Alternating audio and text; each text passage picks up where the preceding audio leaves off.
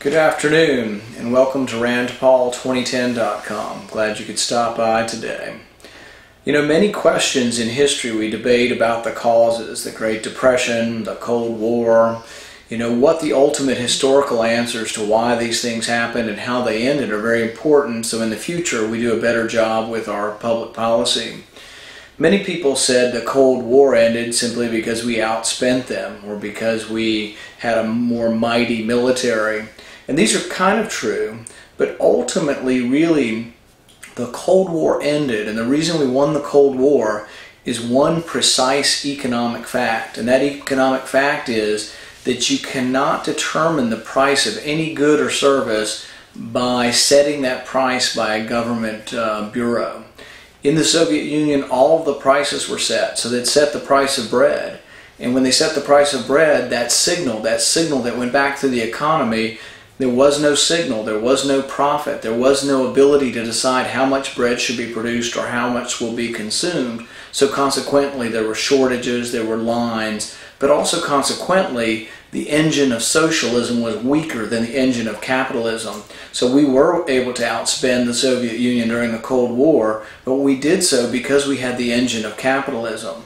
We must never forget that. It is the engine of capitalism that won the Cold War, and it is the engine of capitalism that provides a great amount of humanitarian aid to not only our country but around the world.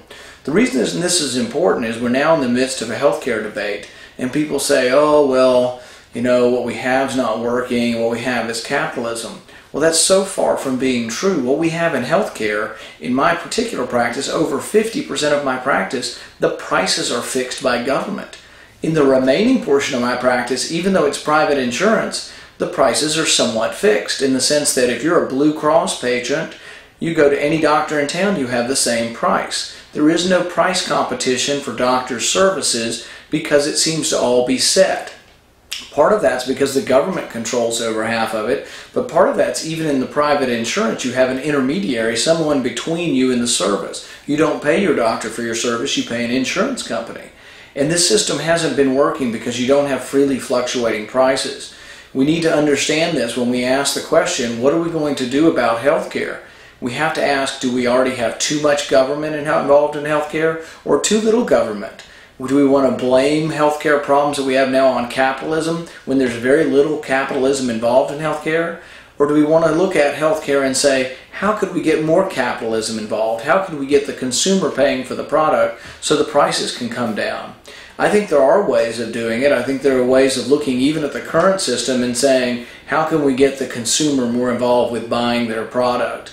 And it's not through mandatory health insurance that the government forces everyone to buy. We've seen that. It happened in Massachusetts where people are required to buy insurance that has infertility coverage where you have $50,000, $100,000 bills for in vitro fertilization. The government requires everyone to have this. Even the instance of the woman who had 8 children out in California, I think it was subsidized by the government to pay for health care, several $million.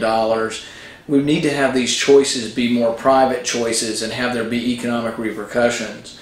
But think about it. The next time someone says the Cold War ended and we won the Cold War, think about why we won the Cold War. We won the Cold War because the engine of capitalism defeated the engine or the lack of an engine in socialism. Thanks for dropping by RandPaul2010.com. Hope you'll come back soon.